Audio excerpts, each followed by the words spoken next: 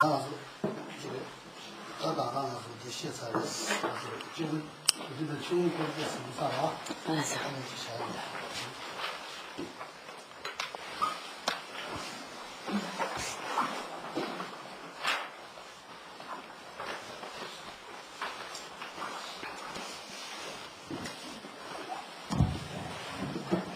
Donc ce matin, j'ai terminé les explications sur les pratiques des pratiquants donc, de niveau de motivation inférieure, autrement dit de premier niveau.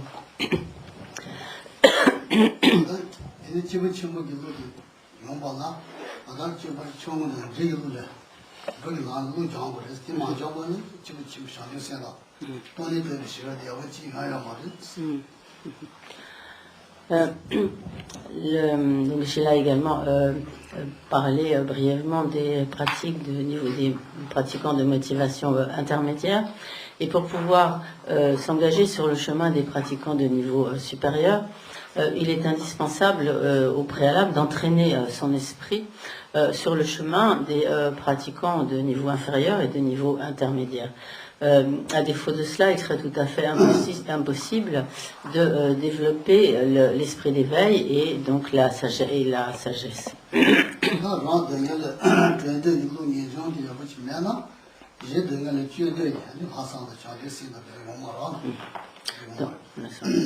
Donc si au départ, on n'a pas fait apparaître en soi une intense aspiration à se libérer soi-même de toutes les souffrances du cycle des existences, alors il n'est pas possible de faire apparaître en soi la détermination à libérer tous les êtres de l'océan de souffrance du cycle des existences.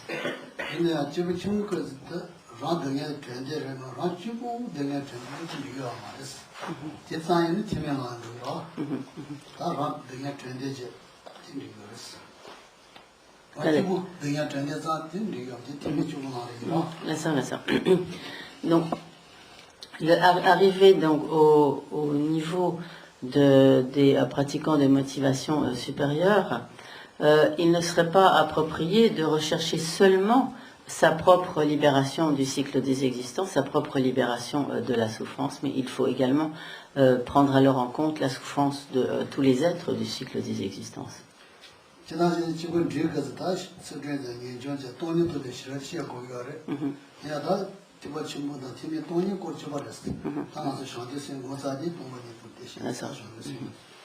Donc, au stade des pratiques du chemin des pratiquants de niveau intermédiaire, donc il est indispensable donc, de développer le renoncement, et ensuite et également donc, de s'appliquer à la pratique de l'éthique et au développement donc, de la sagesse qui réalise donc la vacuité, qui réalise la nature donc ultime des phénomènes.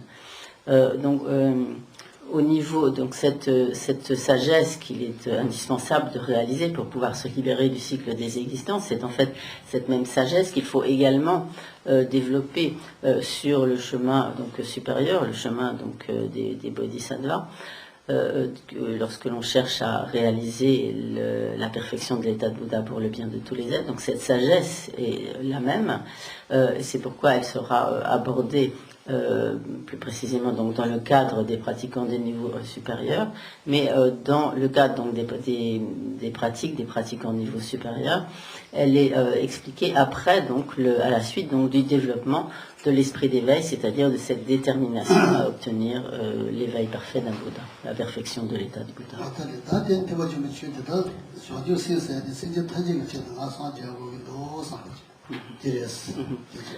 Donc, au niveau ainsi de ce stade supérieur, donc de ce qu'est le grand véhicule, cet esprit d'éveil consiste à se dire il faut absolument que je libère tous les êtres de la souffrance et que pour cela j'atteigne l'éveil parfait d'un Bouddha.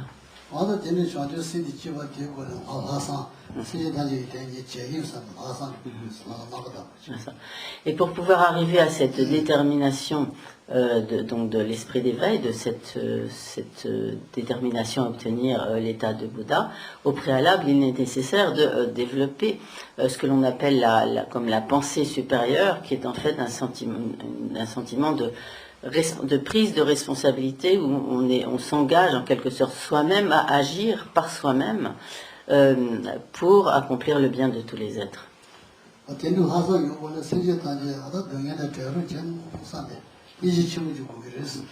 Mais pour que cette pensée supérieure, donc ce sens de responsabilité à l'égard donc du bonheur de tous les êtres puisse apparaître en soi, il est indispensable qu'au préalable on fasse apparaître en soi la grande compassion par laquelle on souhaite que tous les êtres soient libérés de leurs souffrances.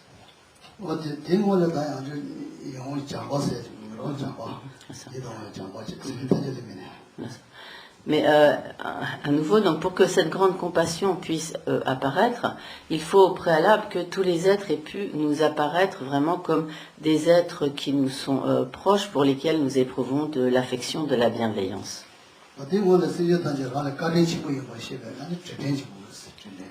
Et pour...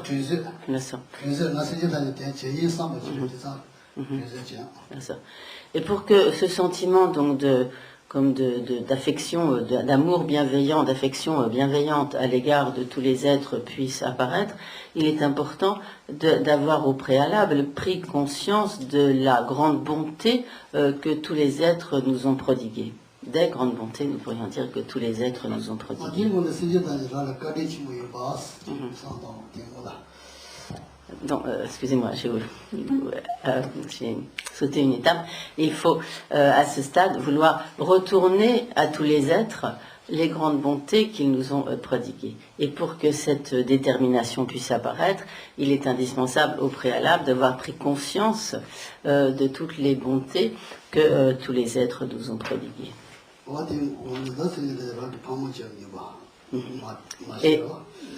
Et également, donc, ce sentiment, cette conscience de la bonté de tous les êtres à notre égard ne peut apparaître que lorsque nous prenons conscience de toute la proximité des liens que nous avons eus avec tous ces êtres, et en particulier lorsque nous réalisons que tout au long de nos existences passées, tous ces êtres nous ont été très proches, qu'ils ont été en particulier nos pères et mères, et en particulier qu'ils nous ont prodigué toutes les bontés d'une mère.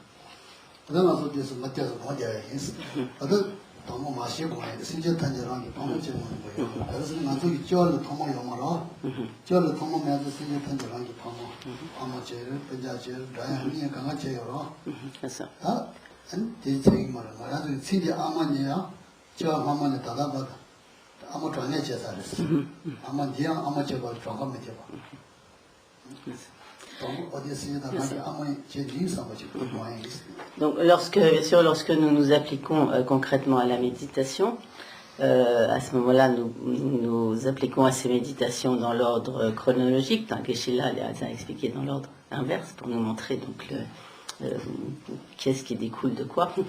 Et donc, dans la méditation, nous commençons par méditer sur le fait que tous les êtres ont été notre mère. En effet, donc, nous avons eu tout au long de notre existence, dans le cycle des existences, un nombre incalculable de naissances, et de telle sorte que tous les êtres ont été notre mère dans le cycle des existences. Et même lorsque nous prenons l'exemple de notre mère de cette vie, même notre mère de cette vie a été notre mère déjà de très nombreuses fois tout au long de nos existences passées.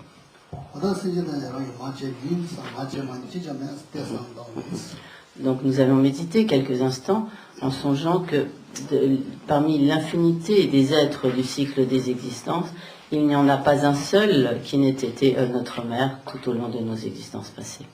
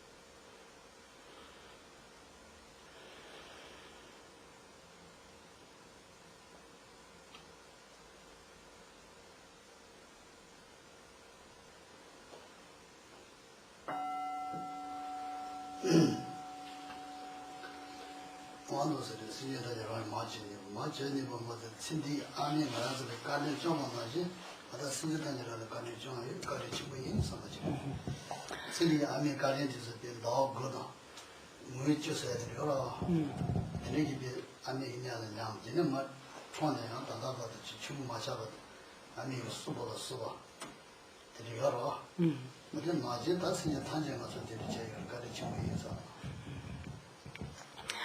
Ainsi, non seulement tous les êtres ont été notre mère, mais lorsque nous prenons l'exemple de notre mère de cette vie, tous ces êtres nous ont prodigué les mêmes bienfaits, entourés de la même affection, de la même bonté que notre mère de cette vie. Nous pouvons illustrer de bien des manières toutes les bontés de notre mère de cette vie, à commencer par le fait qu'elle nous a protégés avec soin pendant un peu plus de 9 mois dans son ventre, et que dès le moment où nous sommes nés, elle a pris soin de nous de très multiples manières, donc jusqu'à ce que nous devenions capables de nous débrouiller par nous-mêmes. Donc elle nous a entourés de tous ses soins, de toute sa bonté, donc elle nous a élevés. Et il est important que nous ayons vraiment conscience de toutes ces bontés dont nous avons bénéficié, de tous ces bienfaits, et de réaliser que en fait tous les êtres nous ont prodigué ces mêmes bienfaits. Donc nous allons méditer là-dessus à présent.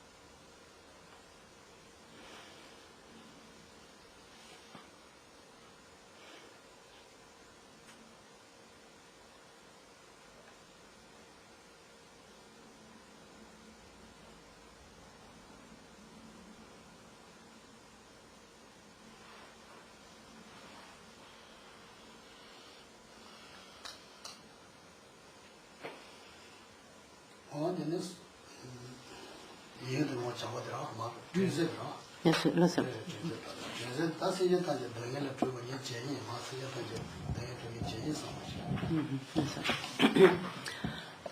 Nous en venons alors à l'étape suivante qui consiste à vouloir retourner à tous ces êtres leurs bienfaits, c'est-à-dire donc prodiguer à notre tour donc des bienfaits en soulageant tous ces êtres de leurs souffrances.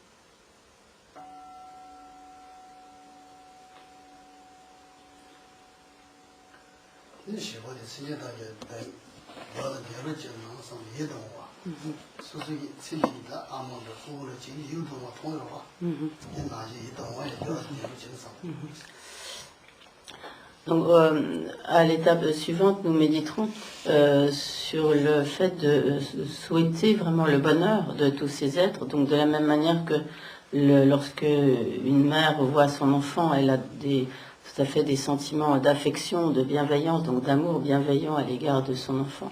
Donc, de la même manière, nous en viendrons à éprouver ce même sentiment d'amour, de bienveillance à l'égard de tous les êtres, en souhaitant donc le bonheur de tous les êtres.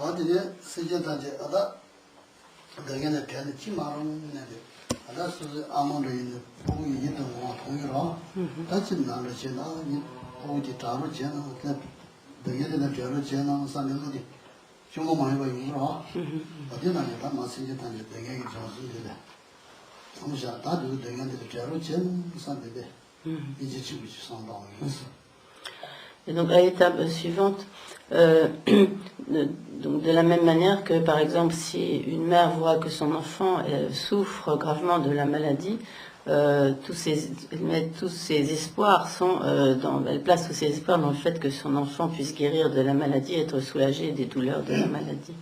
Donc, de la même manière, à l'égard de tous ces êtres, nous développerons donc ce qui est appelé donc ici la grande compassion, c'est-à-dire une très profonde aspiration à ce que tous les êtres puissent être libérés de leur souffrance.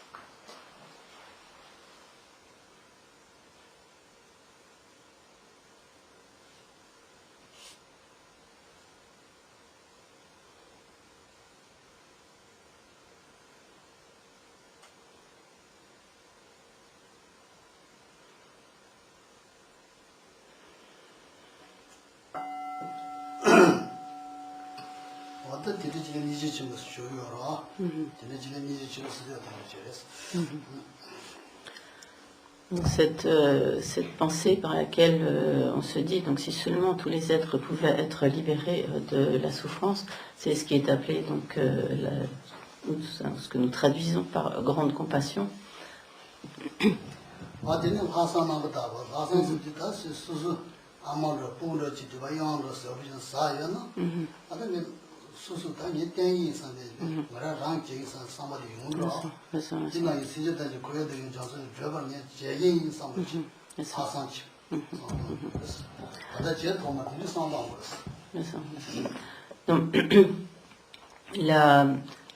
Donc la méditation suivante va consister à développer donc ce qui est appelé la pensée supérieure, littéralement comme la pensée supérieure comme parfaitement pure. elle est illustrée, disons, par une situation. Si par exemple une mère voit que son enfant est sur le point de tomber dans un précipice, donc sans hésiter, elle va instantanément agir de manière à protéger son enfant et donc à le sauver de ce danger. Donc donc de la même manière, sur la base donc de cette grande compassion que nous avons préalablement développée, nous dirons moi-même, je vais agir pour libérer tous les êtres de la souffrance. Donc, c'est de ma responsabilité, je prends moi-même cet engagement à libérer tous les êtres de la souffrance.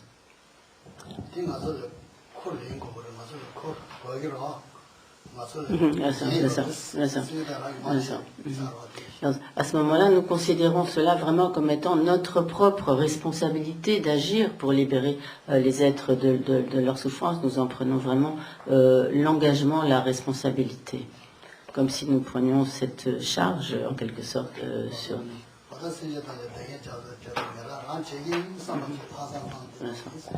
Et donc c'est ce qui est appelé donc cette pensée supérieure. Et donc nous allons méditer en nous disant donc moi-même je prends la responsabilité de libérer tous les êtres de leur souffrance.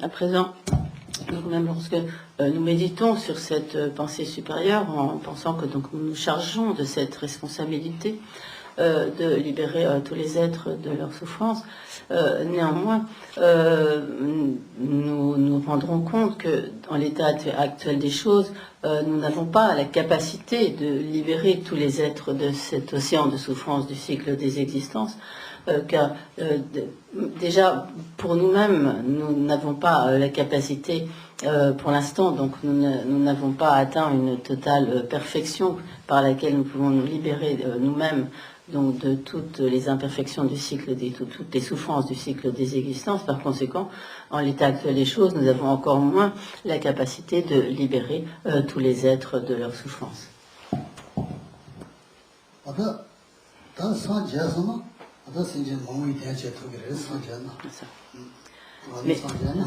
Mais alors nous réaliserons que si nous atteignons l'état de Bouddha, la perfection de l'état de Bouddha, alors nous aurons acquis la capacité de libérer un très grand nombre d'êtres de leur souffrance.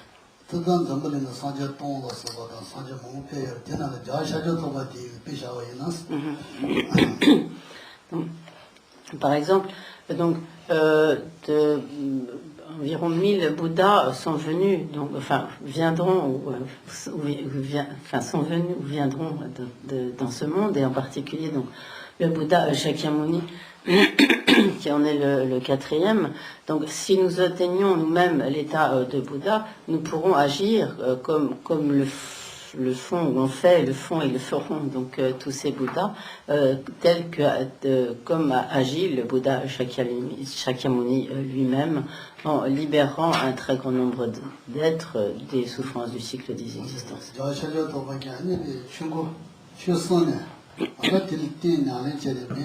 아다지 자알 차샤가 자아나 배다 몸을 배다 좀봐 장고면 봐 좀.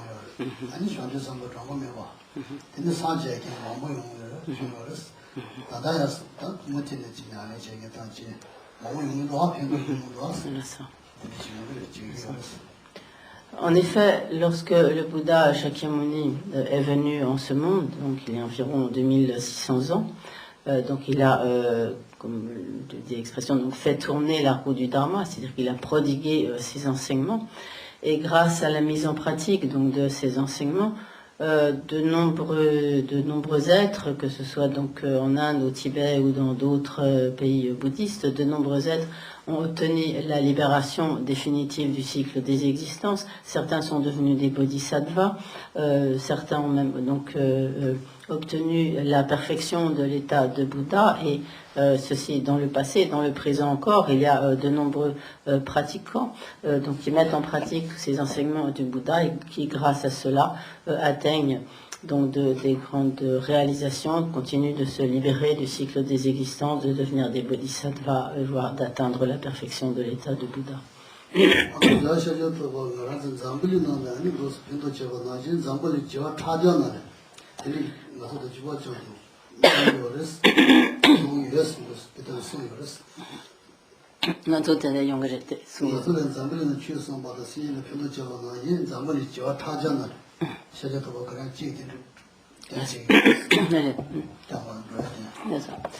Et de la même manière que le Bouddha a agi dans notre monde pour un très très grand nombre d'êtres, il a agi et agit de même pour une infinité d'êtres dans de très nombreux autres mondes, dans des milliers d'autres mondes.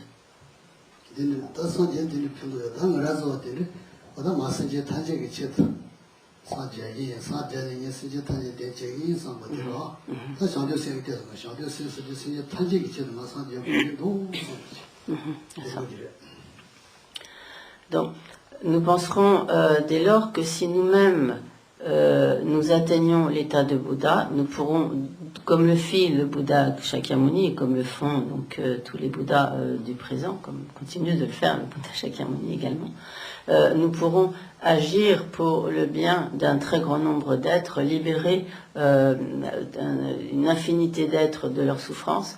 Et ainsi, nous allons nous dire à présent, moi-même, j'atteindrai cette perfection de l'état de Bouddha pour accomplir le bien de tous les êtres. Et donc cette détermination, c'est ce que l'on appelle donc l'esprit d'éveil, en sanskrit bodhicitta, en tibétain Chamchukisel, donc par cette détermination à obtenir nous-mêmes la perfection, cet éveil parfait d'un Bouddha pour accomplir le bien de tous les êtres, nous développons ainsi donc l'esprit d'éveil.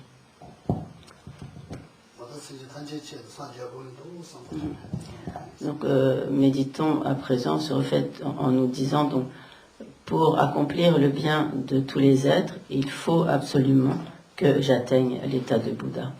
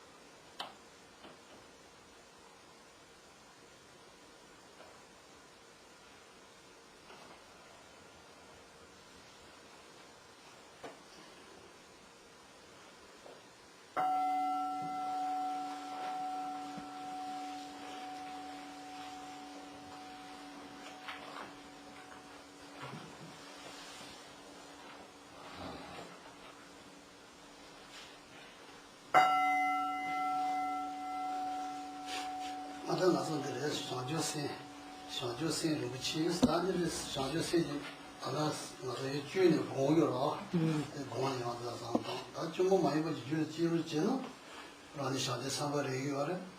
Alors ce que yo quand tu tu vois une change je le yo là. 아니 소문사게 되고 뭐 다이어 이제 사제 저 차이로 이놈이 그냥 목이 어렸어.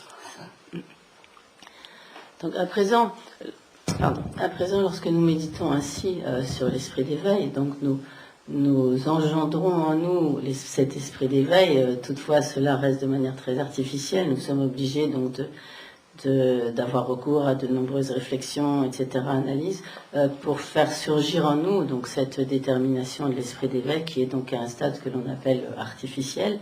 Mais donc il est très important de méditer encore et encore pour faire apparaître en nous cette motivation, cette détermination de l'esprit d'éveil, fut-elle donc artificielle, jusqu'au moment où effectivement par la familiarisation, cet esprit d'éveil pourra vraiment se manifester en nous de manière spontanée, sans que nous n'ayons plus besoin comme d'artifice en quelque sorte pour le produire, mais où tout naturellement, donc spontanément, il sera présent en nous.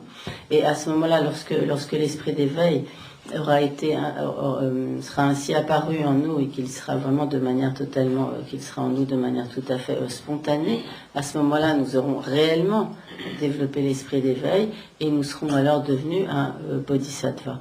Et une fois que l'on a réellement développé cet esprit d'éveil de manière donc non artificielle, lorsqu'il est devenu vraiment une réalisation spontanée, toutes les actions vertueuses, positives que l'on accomplit deviennent alors des causes de notre obtention de l'éveil parfait d'un Bouddha, de la perfection de l'état de Bouddha.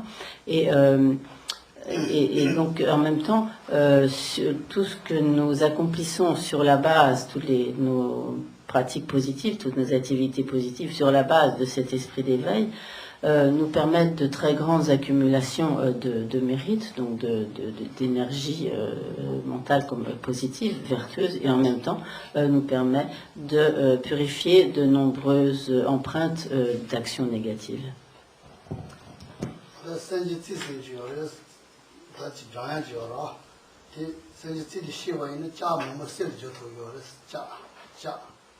C'est quoi comment ça? 지 좋아하는 줄 알았어. 생지 찌스지. 이 시선 짜 먹는 데 세를 줘야 알았어. 짜. 알았어. 저기 씨. 알았어. 아주 세로 아니라 여러. 그래서 가서 몇살 된데 사저가 보다 저통이었어. 알았어. 어디 시에잖아. 다 못시는 나도 근데 정주 기사 제 아주 세요는 짜 세를 저통가 나죠. 몇살 된데 사저가 보다 저통이었어. 알았어. 맞아 사저 통이었어. Donc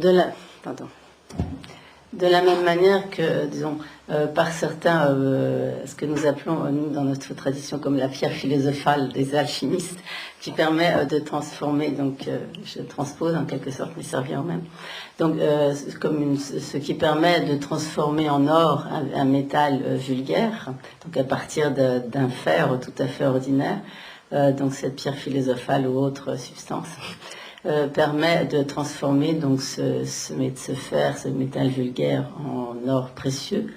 Donc de la même manière, cet esprit d'éveil, donc bodhicitta, c'est ce qui permet de transformer les agrégats impurs, conditionnés que nous avons pris dans cette vie, puisque nous avons pris naissance par la force du karma, des facteurs perturbateurs de l'esprit. Donc de ce corps qui est comme de nature impure. Donc, pour revenir à l'essentiel, donc cet esprit d'éveil, c'est ce qui nous permet de transformer ce corps impur en le corps parfait d'un Bouddha.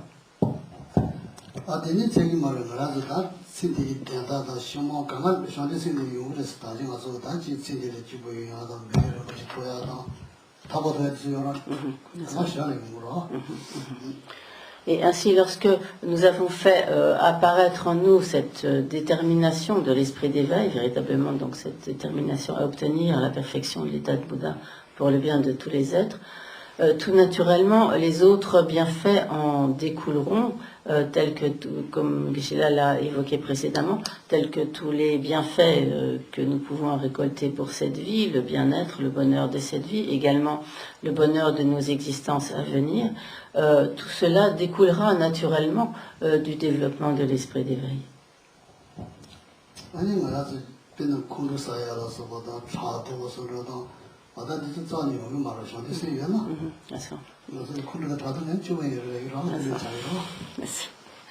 Donc, par exemple, une fois que l'on a développé cet esprit d'éveil, alors que de manière habituelle, nous pouvons être souvent sous l'emprise de la jalousie ou de la colère, etc. Mais une fois que l'esprit d'éveil domine totalement notre esprit, alors il n'y a plus du tout de place ni pour la jalousie, ni pour la colère, ni pour ce genre de perturbation mentale. Et nous comprenons aisément que si nous n'avons plus, ne serait-ce que plus ni jalousie ni colère, alors nous serons vraiment beaucoup plus heureux.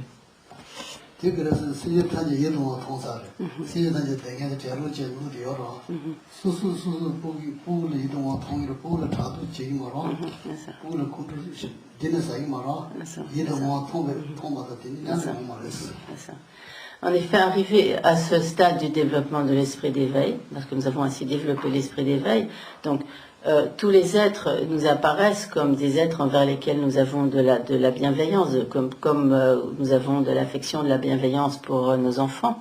Donc, tout naturellement, nous souhaitons le bonheur de ces êtres, nous souhaitons qu'ils soient séparés donc de la souffrance, qu'ils ne souffrent pas, etc.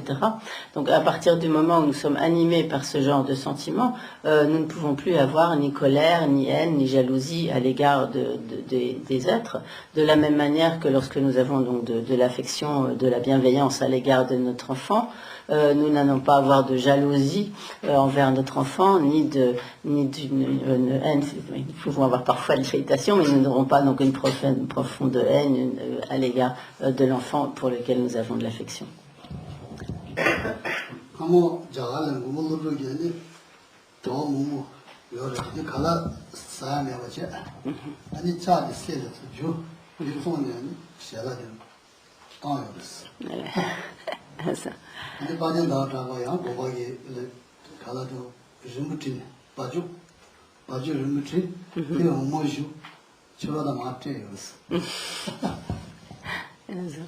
Ça. Et quand tu es gens qui quand certaines sont pas là, check ça là.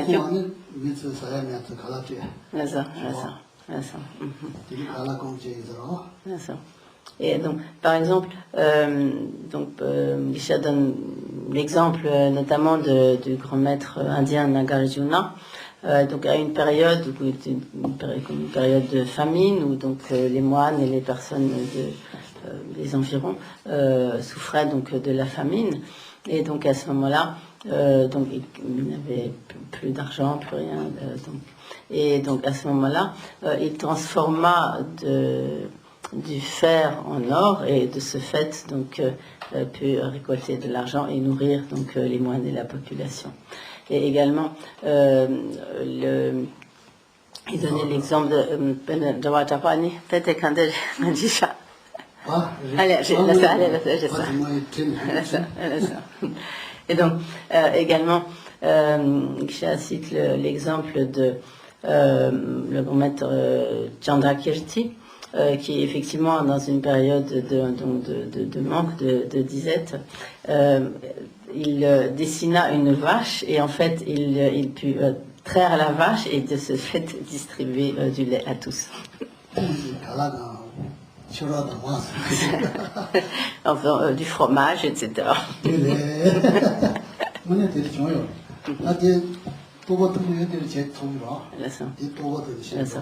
Donc, une fois que l'on arrive à un très haut niveau de réalisation, de telles choses deviennent possibles.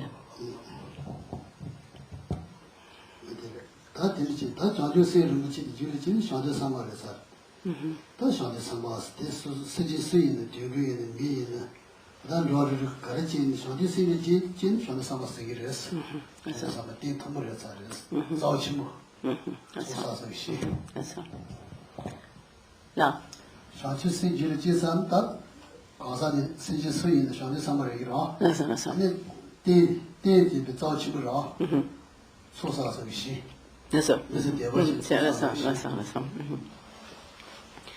Et une fois que l'on a ainsi développé en son esprit ce précieux esprit d'éveil, alors on devient vraiment comme un être, disons, digne de respect, digne comme un champ, littéralement comme un champ d'accumulation de mérite pour tous les êtres. C'est-à-dire que lorsque des bodhisattvas font l'objet de la vénération des autres êtres, par cela, les êtres accumulent donc de nombreux mérites, donc des énergies positives. Et ainsi, lorsqu'un être devient un bodhisattva, quelle que soit sa condition d'existence, il devient vraiment donc digne des offres, de faire l'objet d'offrandes et de la vénération de tous les êtres, et par cela, les êtres donc accumulent des mérites.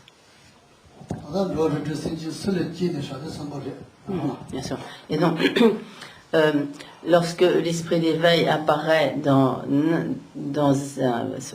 véritablement, donc l'esprit d'éveil devenu spontané apparaît dans le continuum mental d'un être de l'une ou l'autre des 6 catégories d'existence, alors cet être vraiment devient un bodhisattva.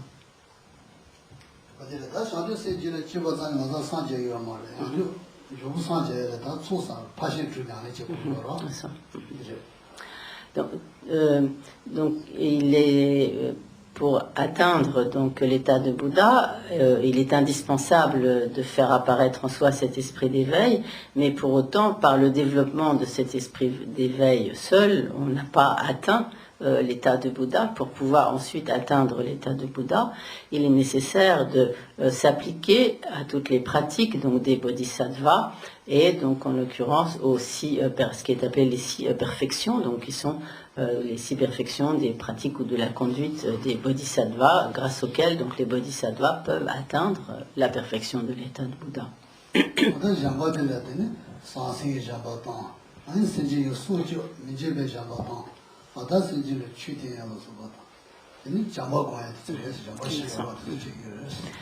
Donc, c'est la première de ces 6 perfections, c'est la perfection de la générosité. Cette perfection de la générosité revêt divers aspects. Il y a d'une part donc la générosité matérielle, donc le don de biens matériels. Il y a également donc la générosité de la protection qui consiste donc à protéger la vie, donc principalement donc à protéger la vie lorsque les êtres sont en danger, etc. Donc à les sauver du danger, protéger la vie. Un troisième aspect de la générosité qui est donc la générosité du don du Dharma, c'est-à-dire ici donc du don de l'enseignement, des enseignements du Bouddha, donc le don du Dharma, et un quatrième aspect de la générosité qui est donc le don d'amour, donc par lequel on souhaite ardemment que les êtres puissent puissent posséder le bonheur. Donc ceci pour la première des 6 perfections, qui est donc la perfection de la générosité. La deuxième des 6 perfections, c'est la perfection de l'éthique, dont Geshe-la a déjà dit quelques mots précédemment.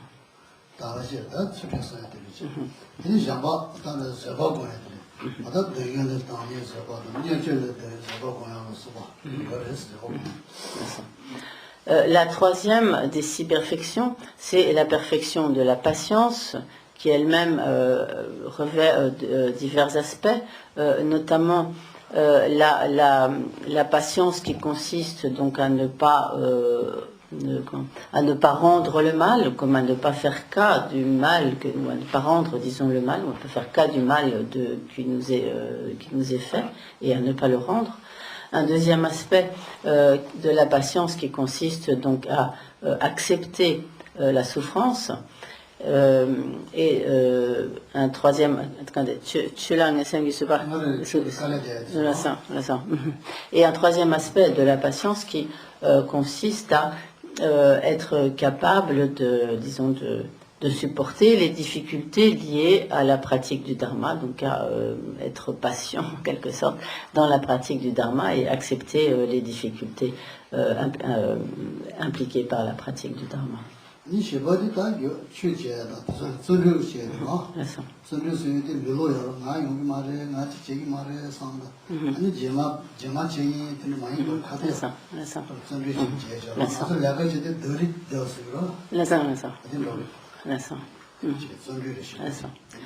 La quatrième perfection, c'est la perfection de l'enthousiasme, comme de l'effort enthousiaste. Donc, de manière générale, dans le cours de notre vie, pour atteindre certains objectifs, nous faisons donc certains efforts. Ici, il s'agit des efforts tournés donc vers la pratique du dharma, littéralement, donc qui sont cet enthousiasme consiste en fait à se réjouir dans la pratique de ce qui est vertueux. Et donc, il s'oppose par exemple, à des formes de découragement, où on pourrait se dire, mais je n'y arriverai pas, je ne suis pas capable, je n'ai pas les possibilités, etc.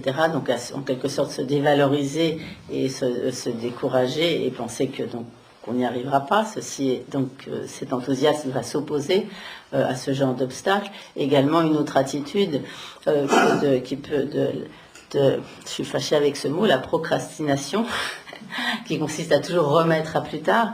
Donc nous avons toujours tendance à nous dire, mais je ferai ça plus tard, je pourrai m'appliquer plus tard à la pratique, etc. Donc cet enthousiasme, cet effort enthousiaste dans la pratique du dharma, c'est ce qui va nous permettre aussi de contrer cette attitude de toujours vouloir remettre à plus tard.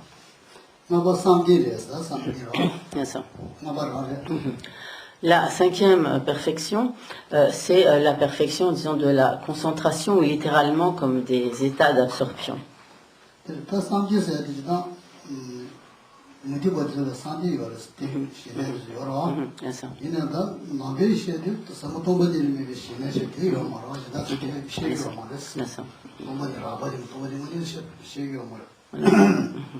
Donc cette pratique de la concentration comme du samadhi, des états d'absorption, cette pratique est également commune à certaines traditions non bouddhistes de l'Inde.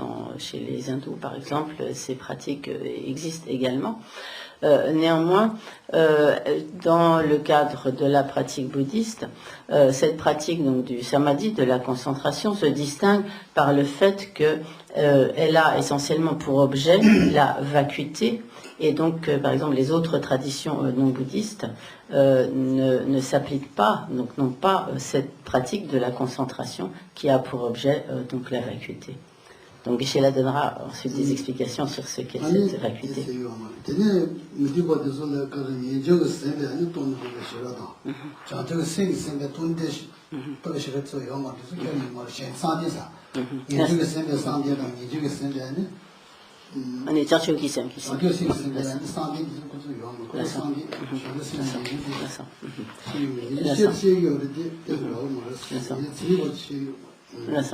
Donc également, bien que dans ces traditions non bouddhistes, donc cette pratique de la concentration des états d'absorption existe, elle se distingue également des pratiques bouddhistes dans la mesure où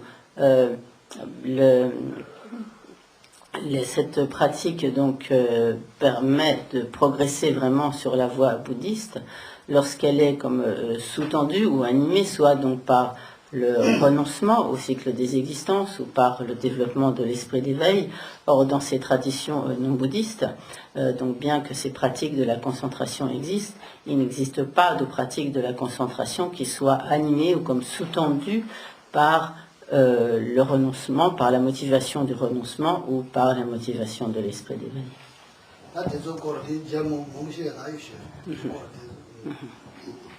Donc, il y aurait beaucoup de choses à dire à ce propos, mais nous laissons ça de côté pour l'instant.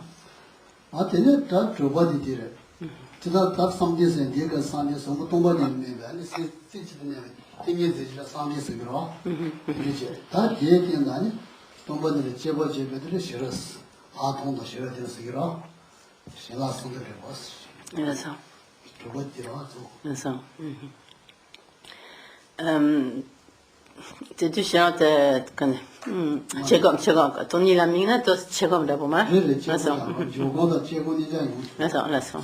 요거랬어. 제고도 제고전 요거로.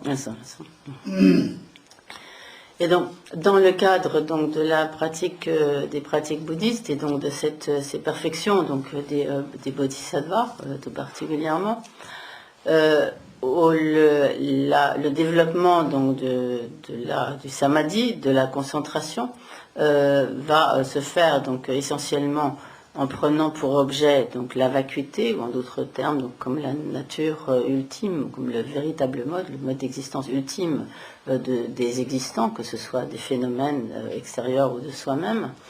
Et lorsque donc à ce moment-là donc cette pratique de concentration, donc c'est une méditation donc de concentration, et lorsque l'on va et dans le cadre donc de ces pratiques, cette concentration aura pour objet donc la vacuité, et lorsqu'on adjoint à cette pratique de la concentration la sagesse, une forme de sagesse qui est analytique, qui va analyser l'objet qui a été saisi par le samadhi, à ce moment-là, cela devient comme le samadhi de l'union de la vue supérieure et du le samadhi. Cela devient, excusez-moi, je vais y arriver, le samadhi de l'union du calme mental et de la vue supérieure.